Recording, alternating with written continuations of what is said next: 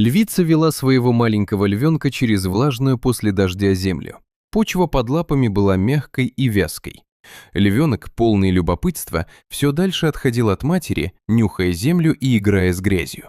В какой-то момент он шагнул на участок, который казался твердым, но внезапно его лапа провалилась глубоко вниз. Земля под ним обвалилась, и через секунду грязь начала затягивать его все сильнее. Испуганный львенок попытался вырваться, но каждое движение только ускоряло его погружение. Очень быстро половина его тела оказалась в ловушке зыбучей грязи. Он закричал от ужаса, а львица мгновенно бросилась к нему. Она рычала, разрывала землю когтями и пыталась вытащить малыша за загривок, но почва осыпалась под ней. Каждый ее рывок лишь глубже затягивал львенка. Львица металась вокруг, ее глаза были полны паники. Крики детеныша становились все слабее. Пузырьки воздуха поднимались на поверхность с каждым его тяжелым вдохом. Наконец, мать остановилась. Она поняла, что сама не сможет его спасти. С громким рыком львица резко развернулась и помчалась прочь по мокрой земле, отчаянно ища помощь. Неподалеку рейнджер ехал на джипе по грязной дороге. Вдруг прямо перед машиной появилась львица. Мужчина резко затормозил. Она была мокрой, дрожащей и рычала так, будто умоляла о помощи. Львица кружила вокруг джипа, постоянно оглядываясь в сторону саванны. Затем резко побежала обратно, несколько раз посмотрев на рейнджера, словно звала его за собой. Рейнджер почувствовал тревогу и поехал следом. Через несколько минут он увидел страшную картину. Маленький львенок почти полностью ушел под землю. Над поверхностью оставалась лишь его голова и передние лапы. Львица ходила вокруг ямы, но не могла подойти ближе, иначе сама бы провалилась.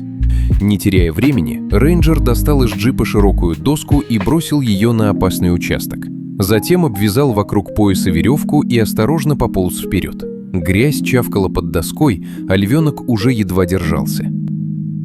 Добравшись до него, рейнджер схватил малыша за загривок и потянул. Грязь сопротивлялась, будто не хотела отпускать добычу. Мужчина уперся ногами в доску, а его напарник тянул веревку сзади.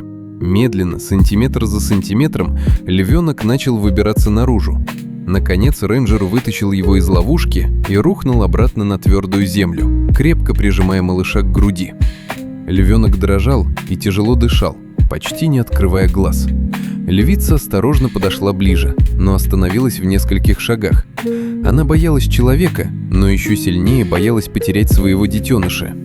Рейнджер опустился на колени, очистил морду львенка от грязи и начал осторожно растирать ему грудь. Через несколько секунд малыш слабо вскрикнул и сделал глубокий вдох. Его дыхание постепенно стало ровнее. Львица издала тихий звук, похожий одновременно на рык и плач. Рейнджер медленно положил львенка на землю и отступил назад. Малыш с трудом поднялся и сразу прижался к матери. Она начала быстро вылизывать грязь с его шерсти, прижимая сына к себе. Рейнджер устало сел на землю, тяжело переводя дыхание. Его руки дрожали от напряжения, но это уже не имело значения. Он только что увидел невероятное. Дикое животное доверило человеку жизнь своего детеныша. Несколько секунд львица смотрела прямо на него. В ее глазах читалась настоящая благодарность. Затем она развернулась и медленно повела львенка прочь. Рейнджер еще долго смотрел им вслед, понимая, что никогда не забудет этот день. День, когда отчаяние матери и помощь человека спасли маленькую жизнь.